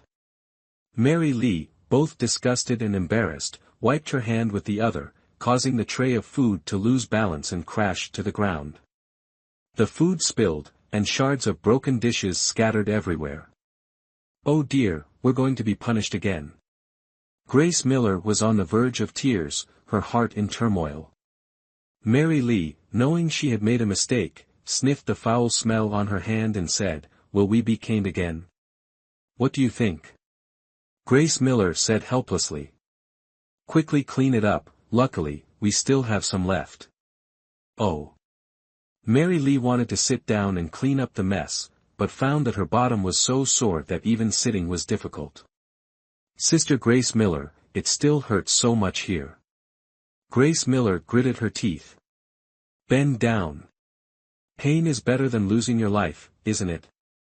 She set down her own tray and, despite the throbbing pain, bent down to help clean up. As luck would have it, Irene Carter, passing by with a broom, saw them and shrieked, Oh my, come and see, Charlotte Flair is causing trouble again. Irene, can you not do this? Grace Miller snapped at her. What benefit do you get from Charlotte Flair's misfortune? Irene tossed her head. I like it. What are you going to do about it? You. Furious, Grace Miller threw a shard at her. Irene, unable to dodge, cried out, "Grace Miller, are you crazy? Have you gone mad following Charlotte Flair? Irene, why are you always against Charlotte Flair?" Grace Miller swung at Irene, missing. "Charlotte Flair hasn't bullied you, so why do you keep pushing her to the edge? Grace Miller, you mark my words, sooner or later, I'll teach you lot a lesson as your master." Humph. She grabbed the broom and left, muttering curses under her breath. What's going on here? What happened? David Duke, carrying a tray, passed by and saw people gathered around. He approached. "Hey, it's you two again, is the Imperial Palace this small?" He looked at Mary Lee squatting on the ground. "What's wrong with you?" Grace Miller said helplessly, "See for yourself." David Duke shooed away the onlookers. Go on, don't you have work to do?" He squatted down and looked at Mary Lee picking up the broken pieces. "Did you cause trouble again?" A bird pooped, and Charlotte Flair got startled and dropped the tray. Grace Miller explained. "Good heavens, there's always a higher mountain. She's not afraid of anyone, but gets defeated by a flock of birds." David Duke clutched his tray tightly. "This is a lack of training." "David Duke, why are you still here?" Henry Cavill appeared at that moment, initially not noticing Mary Lee squatting down. "Master." David Duke replied, stepping aside, "Take a look." Henry Cavill walked over and finally saw Mary Lee squatting on the ground. His heart tightened. Yesterday's memories flooded back. He coughed and asked, "What's wrong with you?" "Your Highness, Prince Thomas," a bird flew overhead and pooped on Charlotte Flair's hand. She dropped the breakfast meant for Consort Brighton. "Who is Consort Brighton?" Henry Cavill feigned ignorance. David Duke quickly replied, "Master, it's Lu Hai Nok. I heard she's pregnant." "Damn bird, I'll get you." Mary Lee finally stood up, but touched her wound and winced in pain, almost tearing up. "What's wrong with you?" Henry Cavill asked. "Master, they were just beaten, and it probably wasn't light." David Duke spoke up for them. "It's the same with all palace maids, they won't learn without a beating." Henry Cavill felt an unspeakable discomfort, but couldn't get angry, so he said, "David Duke, I'm not hungry, throw it away." "Throw it away? Throw what away, master?" David Duke was surprised. Henry Cavill snatched the tray from his hands. "This master told you to throw it away, so you throw it away." He then shoved the tray into Mary Lee's hands. "Here, little lass, take it and deal with it for me." "Master? But this is—" David Duke was speechless. Henry Cavill cut David Duke off. "David Duke, come, let's go fly a kite." "Huh?" David Duke couldn't keep up. Going to fly a kite on an empty stomach? This was ridiculous. Mary Lee stared blankly at the tray in her hands, speechless. She looked up and saw Henry Cavill smiling at her, then he flicked his sleeves and left, with David Duke muttering behind him. Grace Miller blurted out, "Charlotte Flair, Prince Thomas is truly our savior. This time, and last time at the Golden Radiance Hall too." Mary Lee stared blankly as he disappeared, murmuring, "We won't be beaten anymore, right?" "Yeah." Grace Miller nodded firmly, then said, "Hey, we should hurry, Consort Brighton must be waiting impatiently."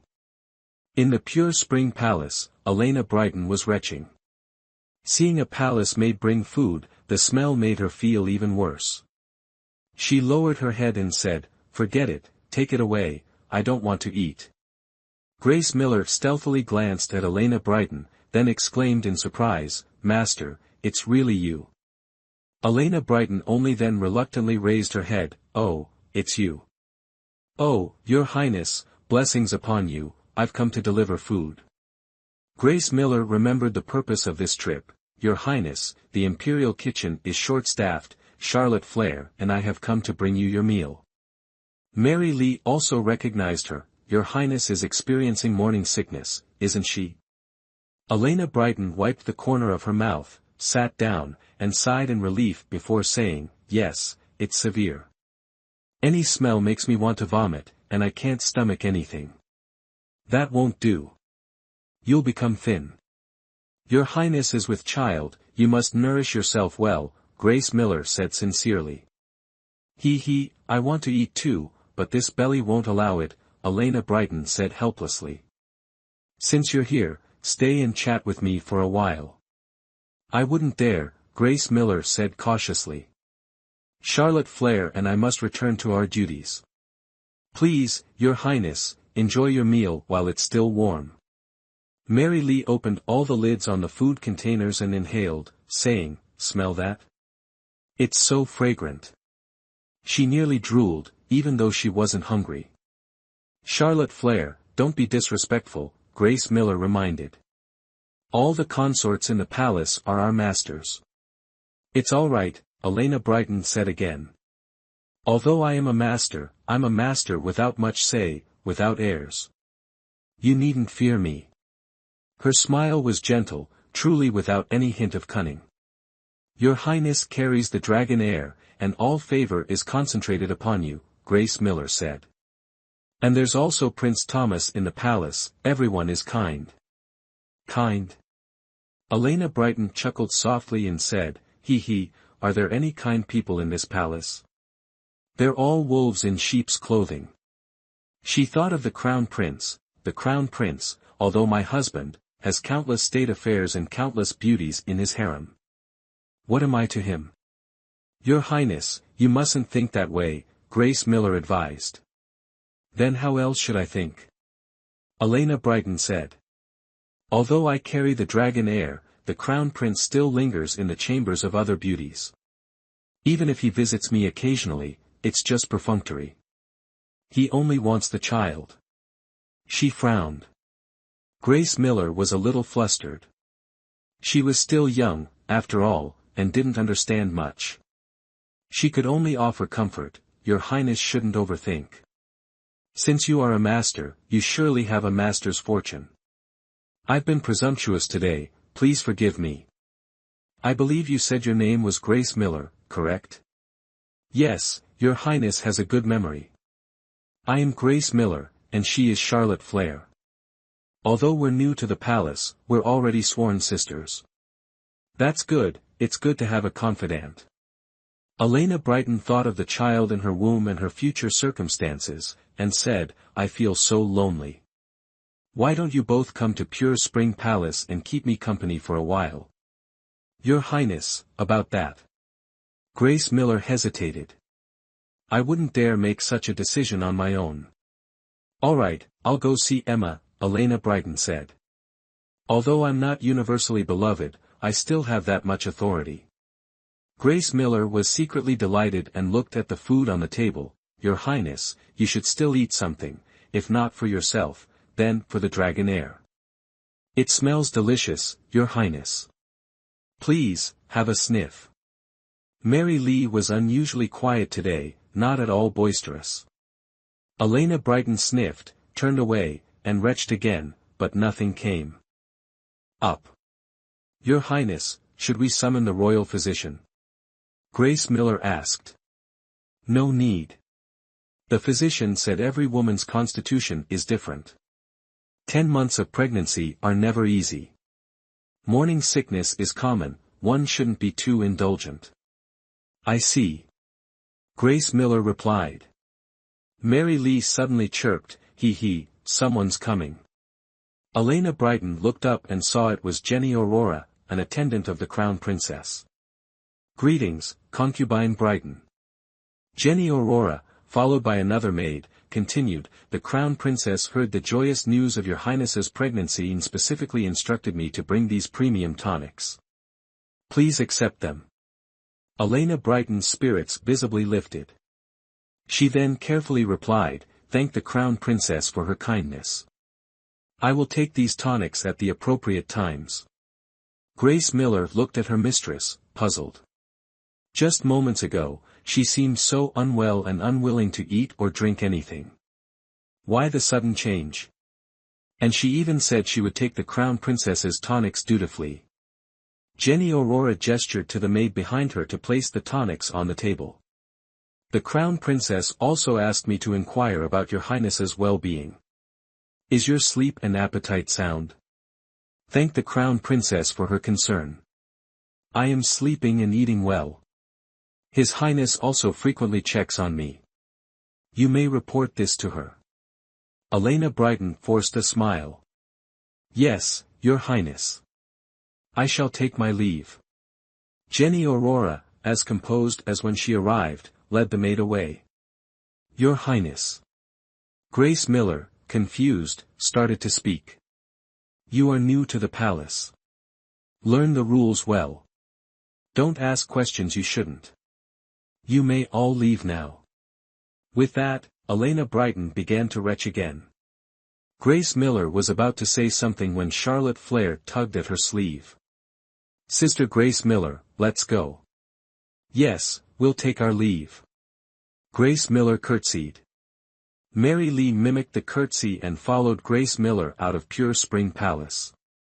As they walked, several palace maids hurried past. Sensing something was happening, Grace Miller didn't dare delay. Seeing Maggie among them, she caught her arm.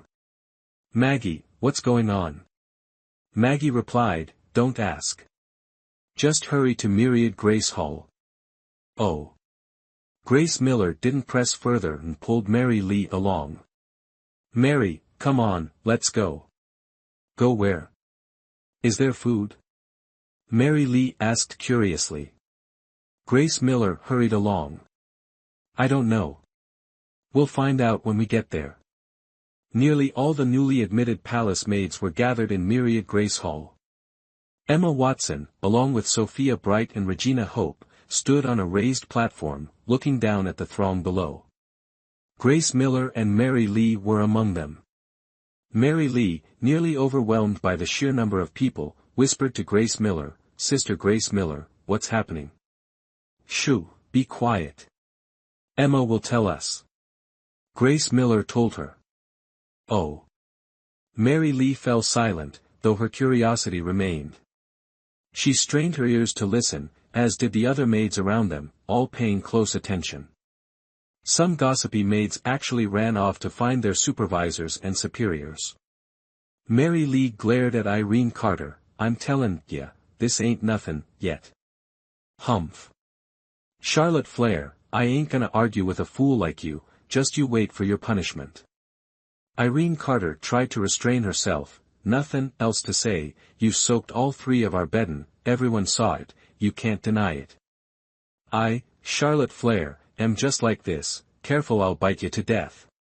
Mary Lee bared her teeth and glared. Margaret Quinn and Maggie Bennett arrived late, seeing this scene, their faces alternated between red and white, only the few of them knew the truth about the Bedden incident. Just then, Henry Cavill barged in, without a word, he yelled, Give me back the jade pendant. Give me back the jade pendant.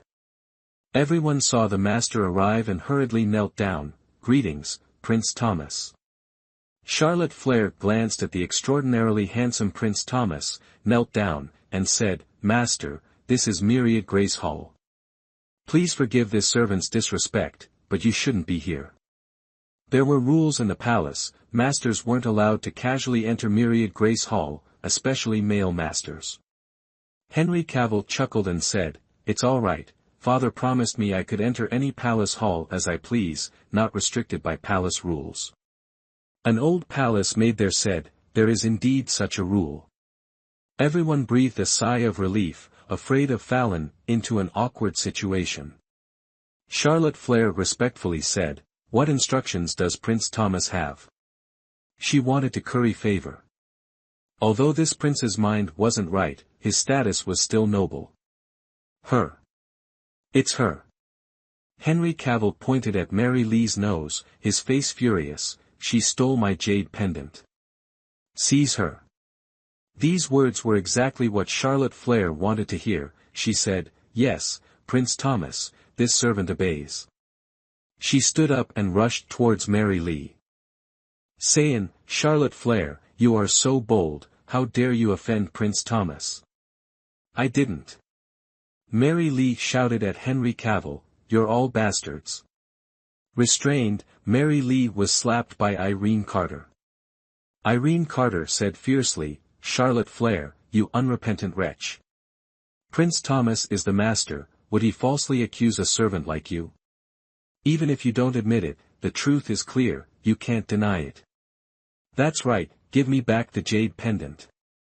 Henry Cavill became even angrier. What jade pendant? What's stealin'? I don't know. Mary Lee was still held tightly by two palace maids, let me go, I don't know anything. She was